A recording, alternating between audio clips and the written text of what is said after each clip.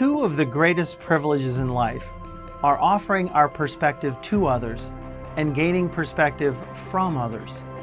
You are the only person who sees what you see, which is why it matters that you find your voice.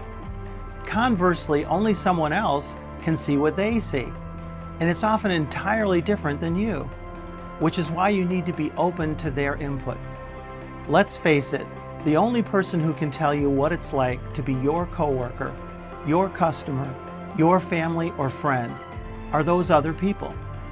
Together, we see a bigger and more accurate picture of reality. But sometimes, there's a reason people don't speak up. And there are also reasons people don't take feedback. We're often afraid to speak up because people won't take it as constructive feedback. We want to say something or offer some input, but we're afraid it won't be received well, and so we say nothing. By the same token, we're often afraid to take feedback because people don't give it constructively.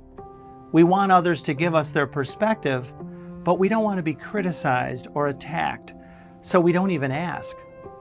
Most of us have experienced a time when we said something to someone and they reacted negatively. They didn't take it the way we meant it, or they just didn't want to hear it. And we've all been given feedback, even by our own parents, that felt judgmental or hurtful in some way. This offering input, taking input thing should be quite natural, but it's often uncomfortable and awkward. That's because there's a lot of underground stuff going on when we interact with others, whether it's our boss, coworkers, customers, or even our family and friends. Their past experiences and ours shape our interactions. But most of us have certain tendencies when we interact.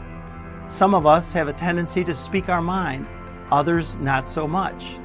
Some of us take feedback extremely well, others not so much. But the truth is, speaking up and taking feedback go hand in hand. We need to get better at both if we want to interact successfully.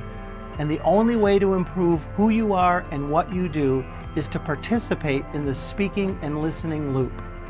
For what it's worth, this is the only way we get better at our jobs and in our personal lives. Someone gives input or speaks up, someone listens or learns from the feedback, and they improve or grow. When we shut that process down, nobody learns and bad things happen. So here's a quick tip from our course material. Reverse your thinking.